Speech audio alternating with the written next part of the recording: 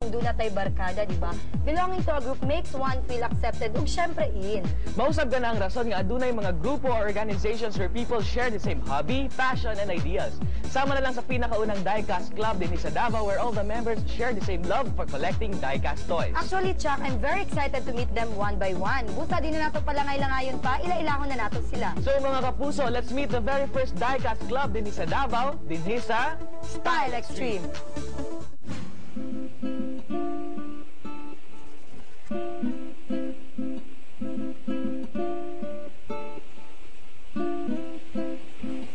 Tanan kita naga-agree.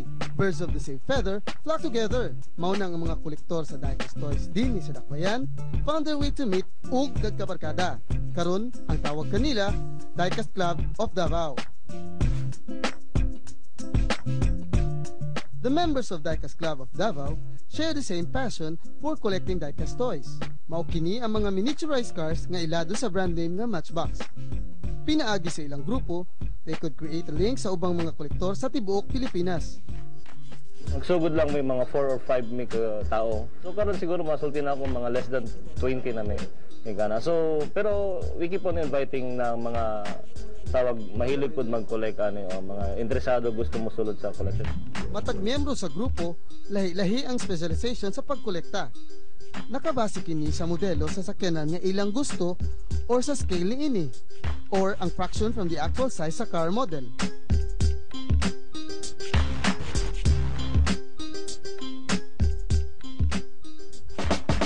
Kini si Ivan, mga miniaturized Beetle ug Mini Cooper ang gikahiligan. Unahan ko sa iyang shape man god kay tungod sa shape niya nga dili gani murag di gani malaos dahil.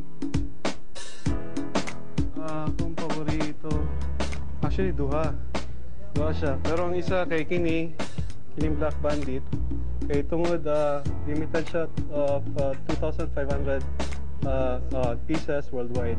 Kini kay tungod ganahan lang ko kay naka lambo door siya. Mga dagko nga sakyanan sama sa SUV, pickup ug Hummer sub ang gusto ni Erwin. Wapo man gud ang iyang katong power niya gani katong kakusgan sa SUV ug sa pickup. Kumbaga go anywhere, murag ganahan ko sa inana na image. Makarelate ako dun sa mga SUV, mga pickup na gani. Favorite piece nako kani siya. Majorette ni siya na Hilux na 4x4. I had this since high school, first year high school. Mao ni siya ang pinakatigulang sa tanang collections nako. Kung mahilig ka og drag racing, siguradong maibog ka ining koleksyon ni Jeff.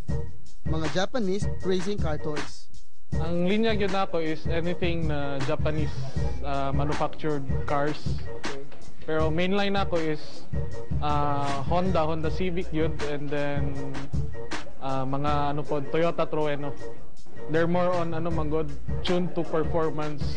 More siya engineered yun siya, and then pwede siya mopilde yung mga exotics na mga European cars.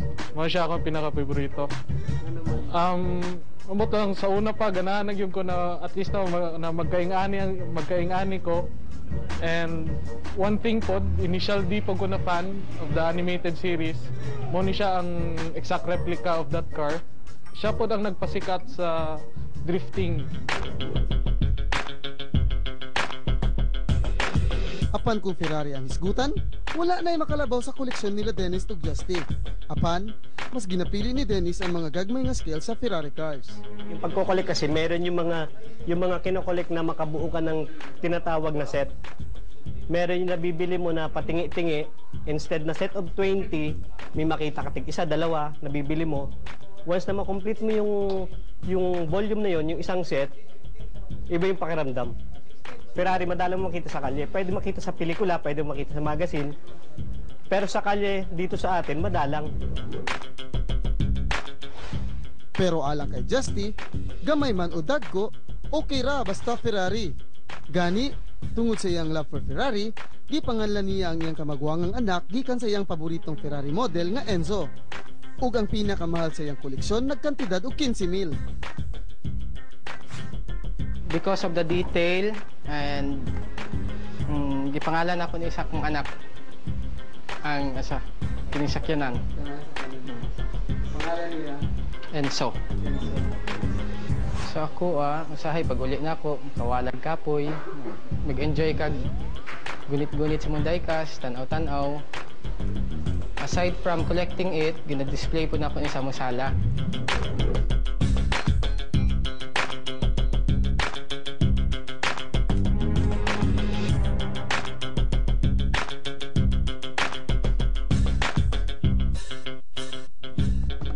Lahisab ang trip sa ilang spokesperson nga si Alvin. Nagahimo siya og diorama featuring his diecast toys. Diorama ni siya. Bale, ang pinaka main concept ani is mura siya automotive shop.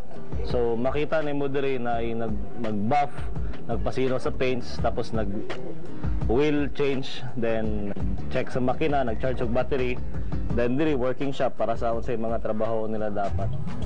Walay gipili nga edad ang pagkolekta og diecast toys. Gani sa ilang barkadahan, pinakabata nilang miyembro sila Vince, 16 anyos ug kining si Philip, 12 anyos. Mas bintaha sila tungod siguradong pag-abot sa panahon, mas mutaas ang value sa ilang koleksyon. Nag-start ako nung ma-discover ko yung sa Davao Sale na club. Kasi gusto kong ma-restore yung mga binigay ng lolo ko sa akin ng mga matchbox. Ako, Nissan tuners at saka mga Mitsubishi na tuners. Mostly Japanese. Happy kasi kada uwi mo, nakikita mo sila, yung mga parang nakakawala ng pagod na pagaling ka sa eskwelahan. Ito ang pinaka-paborito ko dahil ito yung binigay ng lolo ko sa akin na exotic. Aminado ang grupo nga bisan dulaan lamang ang ilang ginakolekta, kinahanglan kinigahinan og panahon og kwarta. Apan dili na kini big deal alang kanila. Mas importante nga nakabaton sila og bag-ong barkada gikan sa ilang pasyon sa pagkolekta.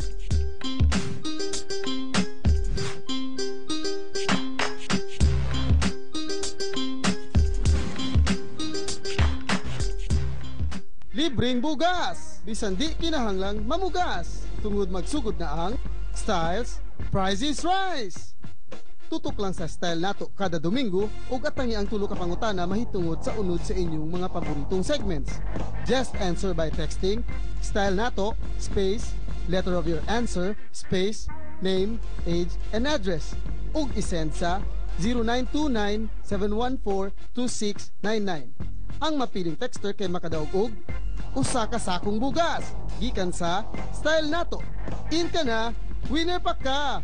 Busa, apil na dinhi sa Styles Prizes Rise. When we return, let's find out the new colors of fashion kauban si Karin. Busa, tutok lang mo dinhi sa Style Nato. Style Nato!